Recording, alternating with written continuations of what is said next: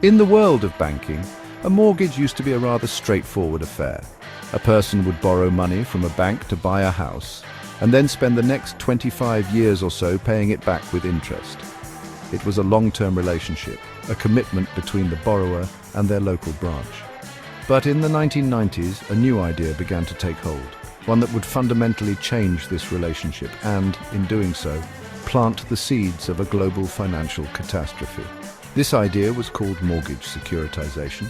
It sounded complicated, but the concept was simple enough. Why should a bank wait decades to get its money back when it could sell the mortgage debt to someone else right away? This process involved bundling up thousands of individual mortgages into a package, a bit like creating a financial fruit basket. This basket, known as a residential mortgage-backed security, or RMBS, could then be sold to investors on the open market. For the banks, this was a brilliant move. It allowed them to get the mortgage debt off their own books, freeing up capital so they could lend even more money to new customers. It was like a magic trick for their balance sheet. Suddenly they had a revolving door of credit, lending money out and almost immediately getting it back by selling the debt onwards, ready to lend again and generate more fees. The appeal for investors, from pension funds to hedge funds, was the promise of a steady, reliable income stream from all those monthly mortgage payments. It seemed like the safest bet in the world because, after all, who doesn't pay their mortgage?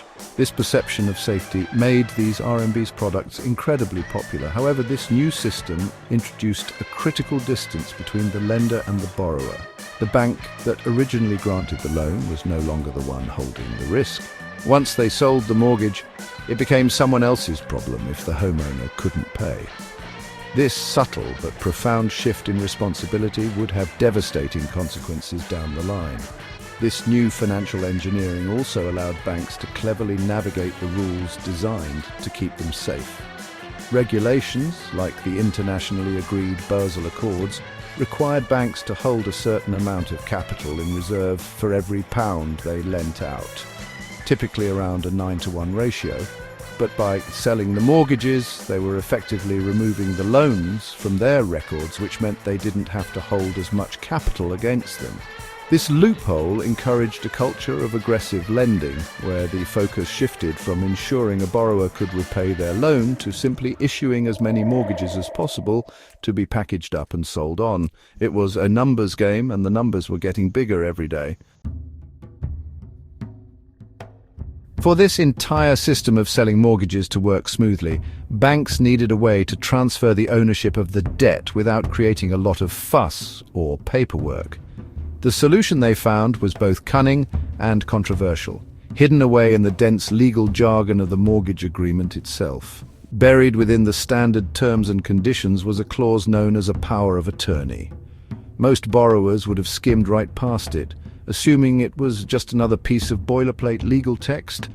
In reality, it was a powerful tool that gave the lender the right to sell, transfer, or assign the mortgage debt to a third party, all without needing to get the borrower's specific informed consent for each sale. This meant that your mortgage, the single biggest financial commitment of your life, could be sold to another company, perhaps one in a different country, and you wouldn't even be told about it. The original lender essentially acted on the borrower's behalf to complete the transaction, using the power granted to them in that fine print. The borrower would continue to make their monthly payments to the same company as before, which was now just a servicer collecting money for the new, unknown owner.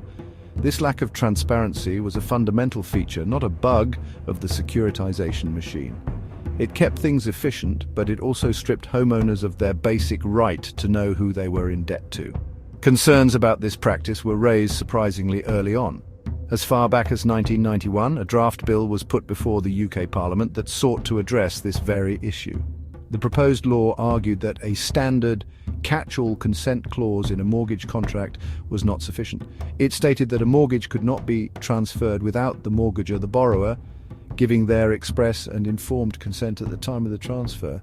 The bill was designed to protect consumers from having their debts sold without their knowledge. Unfortunately for millions of future homeowners, the bill was never passed into law, leaving the power of attorney clause to become a standard and largely unchallenged feature of British mortgages. The debate didn't entirely disappear. In 1993, Professor Patrick McCausland, a respected legal academic, published a paper with the pointed title, "Whose Mortgage Is It Anyway?" He warned of the significant legal and consumer risks associated with this hidden trade in mortgage debt. He questioned the fairness and legality of a system where a homeowner's financial fate could be tied to an anonymous investor on the other side of the world. His work highlighted the erosion of consumer rights in the face of increasingly complex financial innovation. Yet in the booming economy of the 1990s, such warnings were largely ignored as the securitization engine gathered more and more speed, creating immense profits for the banking industry.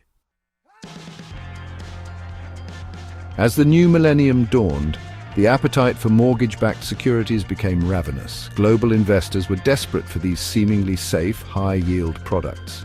To meet this demand, banks on both sides of the Atlantic needed more mortgages to package and sell. This led them to lower their lending standards dramatically, venturing into what became known as the subprime market. These were loans given to borrowers with poor credit histories, unstable incomes, or no deposit. In the past, these individuals would have been considered too risky to lend to. Now, they were actively courted as their high-interest loans made the resulting securities even more profitable for investors willing to take the chance. Lending practices became astonishingly reckless. The industry saw the rise of self-certified mortgages, often nicknamed liar loans, where borrowers could simply state their income without any need for verification. Banks offered loans that were 100% or even 120% of a property's value, meaning people could borrow more than their house was worth to cover other debts or home improvements. The old cautious model of banking was replaced by a high-volume, low-scrutiny approach. The goal was no longer to build a stable loan book, but to churn out as many mortgages as possible, package them up, and sell them on before any potential problems could surface on the bank's own balance sheet. At the same time, a new and ambitious player entered the international finance scene, Iceland. In 2001, the country deregulated its banking sector, unleashing its three main banks, Glitnir, Landsbanki and Kaupthing, onto the world stage. Fueled by vast amounts of foreign borrowing, these Icelandic banks expanded at a breathtaking pace.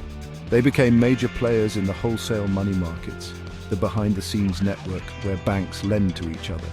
They were a key source of funding for many European banks, including several in the UK, who relied on this short-term cash to finance their own lending operations, particularly their growing mortgage books. This created a deeply interconnected and fragile system. A British bank, like Northern Rock for instance, would borrow money cheaply from Icelandic banks on a short-term basis, use it to fund long-term mortgages and then package those mortgages for sale. This model, known as borrow short, lend long, is inherently risky. It depends entirely on the bank's ability to constantly roll over its short-term debts. The Icelandic banks, with their seemingly endless supply of cash from global markets, became a critical cog in this machine. They were helping to pump air into a bubble that was getting bigger and more precarious with every passing day across the UK and beyond. For years, the music played on. The global credit machine churned out profits. House prices soared, and the risks seemed a distant concern. But in the summer of 2007, the music began to stutter. The first signs of trouble emerged from the United States, where the subprime mortgage market, the foundation of this whole enterprise, started to crumble. Homeowners with little to no equity in their properties began to default on their loans in record numbers. Suddenly, those safe mortgage-backed securities didn't look so safe anymore. The complex financial products that had been sold around the world were revealed to be packed with toxic, worthless debt. This triggered a global credit crunch. The wholesale money markets, which had been a flowing river of easy cash, dried up almost overnight. Banks stopped trusting each other. They had no idea who was exposed to the bad American debt, so they simply stopped lending to one another. This was a death sentence for any institution that relied on this short-term funding to survive. In the United Kingdom, one bank was more vulnerable than any other, Northern Rock. Its entire business model was built on the shaky foundation of borrowing vast sums of short-term money from other banks to fund its long-term mortgage lending. Its primary funders included the now strained Icelandic banks. With its funding sources gone, Northern Rock faced a catastrophic liquidity crisis. It simply could not borrow the money it needed to pay its existing debts. The situation became public in September 2007, when the bank was forced to go to the Bank of England for an emergency bailout. The news sparked the first run on a major British bank in over 150 years. Television screens were filled with images of panicked customers queuing around the block, desperate to withdraw their life savings. It was a visceral, terrifying symbol that the complex, abstract world of high finance had crashed into the reality of everyday life. Confidence, the bedrock of any banking system, evaporated in an instant. The UK government and the Bank of England tried to reassure the public, but the damage was done. Northern Rock had exposed the deep fragility of the system. It had been one of the most aggressive lenders, leveraging its capital to an astonishing degree. Some estimates suggest a ratio as high as 81-1, far beyond the recommended safety limits. Unable to find a private buyer, the government was left with no choice. In February 2008, Northern Rock was nationalised, taken into public ownership to prevent a total collapse that could have brought down other banks with it. It was the first domino to fall in the UK, a stark warning of the much larger storm that was gathering on the horizon. If 2007 was the year the cracks appeared, then, well, 2008 was the year the entire edifice came crashing down. The poison from the US subprime mortgage market had spread far and wide through the global financial system. This was thanks to even more complex financial instruments such as collateralized debt obligations, or CDOs. A CDO was kind of like a security made up of other securities, a fruit basket filled with smaller fruit baskets, some of which, unfortunately, contained rotting fruit. These products sliced and diced the mortgage risk into different tranches, some supposedly safer than others, and then sold them to investors all around the world. It was so complicated that, honestly, very few people truly understood where the risk actually lay, but everyone seemed to want a piece of the profits. To make these risky products seem safe, banks and investors bought insurance on them through something called a credit default swap, or CDS. This was, in essence, a bet that the debt wouldn't fail.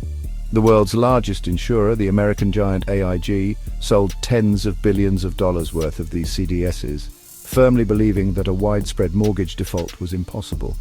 But when the impossible happened, AIG found itself on the hook for colossal payouts it simply could not afford. In September 2008, the US government had to step in with a monumental bailout package under its Troubled Asset Relief Program, or TARP, to prevent AIG's collapse, which would have triggered a chain reaction across the entire financial world. Just as the world was reeling from the near collapse of AIG and the bankruptcy of Lehman Brothers in the US, the crisis hit its European epicenter, Iceland. In the space of just 1 week in October 2008, Iceland's three mighty banks, Kaupthing, Glitnir and Landsbanki, imploded. Their assets had swelled to more than 10 times the size of their country's entire economy. They had borrowed so heavily in foreign currencies that when the global credit markets froze, there was simply no one who could bail them out. The Icelandic central bank just didn't have the foreign reserves. The country's entire banking sector, representing 97% of its total, was wiped out in 3 days. The Icelandic collapse sent shockwaves directly to the UK. Landsbanki had been operating a popular online savings account in Britain called IceSave, which offered market-leading interest rates and had attracted hundreds of thousands of British savers, including local councils and charities. When Landsbanki failed, those savings were frozen, sparking widespread panic and forcing the UK government to step in and guarantee the deposits. The event shattered the remaining public confidence in the banking system. It was no longer just about complex finance. It was about ordinary people's money. The crisis had gone fully global, leading to the worst recession since the Great Depression of the 1930s. In the aftermath of the crash, nations scrambled to respond, but their approaches differed dramatically. In the United States and the United Kingdom, the prevailing mantra was too big to fail. Governments poured trillions of dollars of public money into bailing out their largest banks, arguing that letting them collapse would cause an even greater economic depression. The bankers who had presided over the crisis largely kept their jobs and, while new regulations were introduced, the fundamental structure of the financial system remained intact. The public, who had to bear the cost of the bailouts and the ensuing recession, felt a deep sense of injustice. Iceland, however, chose a radically different path, lacking the resources to bail out a banking system 10 times the size of its economy. It simply let the banks fail. The government ring-fenced the domestic parts of the banks to protect local depositors and impose strict capital controls to stop money from fleeing the country. This decision was driven as much by necessity as by principle, but it had profound consequences. The Icelandic people, furious at the bankers and politicians they blamed for the collapse, took to the streets in what became known as the kitchenware revolution, banging pots and pans in protest outside Parliament until the government was forced to resign. What followed was a unique national reckoning. Instead of bailing out the bankers, Iceland decided to prosecute them. A special investigation commission was established to uncover the web of fraud, market manipulation, and reckless lending that led to the collapse. Over the next few years, dozens of senior banking executives and high-ranking officials were charged. Many were found guilty and sentenced to prison. It was a stark contrast to the rest of the world, where very few senior figures in finance faced any legal consequences for their role in the crisis. Iceland had made it clear that no one was above the law. Meanwhile, the fallout from the global crisis was ripping through the rest of Europe. The massive bank bailouts had transferred private banking debt onto public government balance sheets. This, combined with the deep recession, triggered the European sovereign debt crisis from 2010 to 2012. Countries like Portugal, Italy, Ireland, Greece, and Spain, collectively known as the Pigs, found themselves unable to repay their government debts. They were forced to seek bailouts from the European Union and the International Monetary Fund, which came with strict conditions of severe austerity. Citizens across southern Europe faced years of deep cuts to public services, pensions and wages, paying a heavy price for a crisis they did not create. As the dust from the initial crash began to settle, a new front in the battle for financial justice started to open up. Attention turned back to the very beginning of the process, the mortgages themselves. Analysts and legal experts began to re-examine the way these loans had been sold and securitized. It became clear that in the rush to create more mortgage-backed securities, rules designed to protect consumers had been systematically ignored. In the UK, it was estimated that over half of all mortgages had been arranged by regulated brokers who were in breach of the Financial Conduct Authority's own rulebook, the Mortgage Code of Business Sourcebook, or MCOBs. The core of the issue was the undisclosed profits made from securitization. When a bank sold a mortgage, it wasn't just getting its money back, it was often making a significant hidden profit. This profit was, in effect, a commission earned from the sale of the borrower's debt. According to MCOB's rules, brokers and lenders were supposed to act in the best interests of their customers and be transparent about any commissions they earned.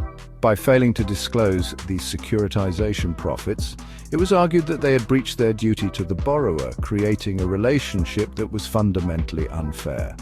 This formed the legal basis for a new type of compensation claim, the Mortgage Securitization Claim, or MSC.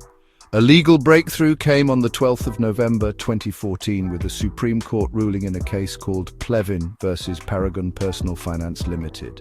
This case was about payment protection insurance, or PPI, not mortgages, but the principle it established was crucial. The court ruled that when a lender failed to disclose a large commission, over 71% of the PPI premium, it created an unfair relationship between the lender and the borrower under the Consumer Credit Act of 1974. The sheer size and secrecy of the commission was enough to make the relationship unfair, entitling the borrower to compensation. This Plevin precedent was a game changer. Legal entrepreneurs immediately saw the connection. If a hidden commission on a PPI policy created an unfair relationship, then surely a hidden profit from the sale of an entire mortgage, a far larger and more significant transaction, did too. The Plevin ruling provided the legal ammunition needed to challenge the fairness of tens of thousands of mortgage contracts.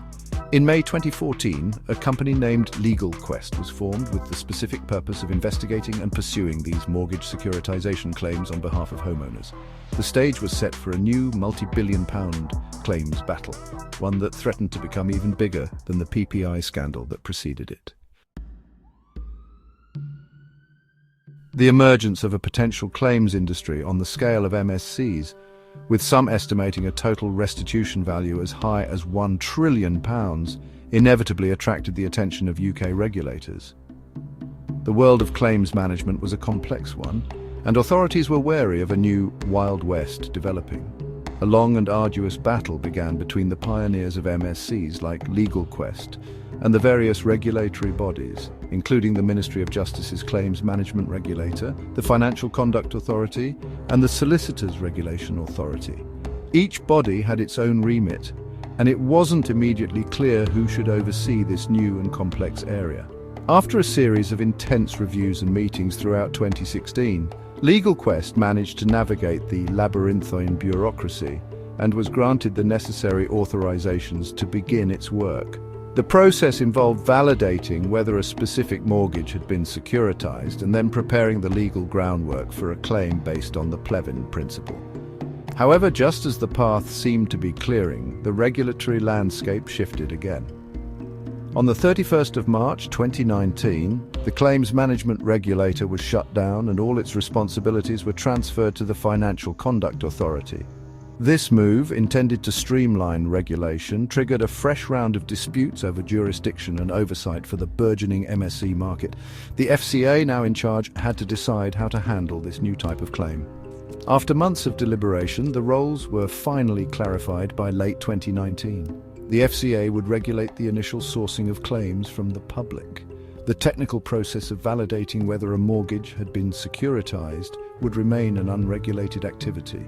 Finally, any legal action taken on behalf of a claimant would fall under the purview of the Solicitors Regulation Authority, which governs solicitors in England and Wales. It seemed a workable, if complicated, solution. But just as things settled, the SRA introduced a new obstacle in December 2019, amending its rules to severely restrict how law firms could advertise for these types of claims, making it much harder to reach potential claimants. This move was seen by many in the claims industry as a defensive measure designed to protect the banks from a potential flood of litigation. It created yet another hurdle in the long campaign to bring MSCs to court. The struggle was no longer just about the legal merits of the case against the banks. It was also a fight against a regulatory system that seemed at times to be putting obstacles in the way of consumer justice. For the thousands of homeowners who had signed up, it meant more delays and uncertainty in their quest for what they believed was fair compensation for the hidden sale of their debts. The arrival of the COVID-19 pandemic in 2020 brought the world to a halt, and the push for mortgage securitization claims was no exception. The unprecedented global situation necessitated a major rethink and restructuring of the entire operation. The original company, Legal Quest plc, was closed down. Its assets, intellectual property, and crucially its database of claimants were novated, a legal term for transferring rights and obligations to a new group of specialized companies. This new structure, which included entities like QV Auditors Limited and CPR 35 Auditors Limited, was designed to be more resilient and focused on the complex auditing and legal processes required for the next phase. This restructuring also involved a change in leadership. Stephen Swain, the original founder and managing director who had spearheaded the campaign from the beginning, relinquished his control over the new group. He retained a small equity stake and his status as a secured investor, ensuring he remained connected to the project's outcome, but the day-to-day strategy was now in new hands.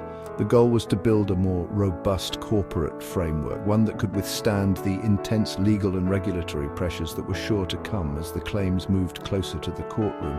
It was a strategic pivot, preparing the ground for the final, decisive battle. Even with this new structure, regulatory challenges continued to emerge. In a significant blow, in March 2025, the Solicitors Regulation Authority rescinded the Special Operating License, known as an ABS, or Alternative Business Structure, for Lawscape Limited, a law firm that had been central to the MSC legal strategy. This move once again threw the plans into disarray, forcing another urgent rethink. The path to court seemed to be constantly blocked by shifting regulatory goalposts, testing the resolve and resources of the entire claimant group and its organizers. It was a clear signal that the opposition from the establishment remained formidable. As of today, The 5th of July 2025, a new and final model is being put into place. The strategy now involves an external party acquiring an existing fully regulated law firm. This firm will act as the lead panel law firm, initially representing a core group of up to 35 primary claimants in a series of test cases. This will pave the way for the remaining claimants, potentially numbering as many as 300,000 to follow. The formal launch of this legal action is expected later this year. While the journey has been long and fraught with obstacles, the fight for compensation is entering its endgame. The first settlements are hoped for in early 2026, with landmark court decisions potentially shaping the future of consumer finance by 2027.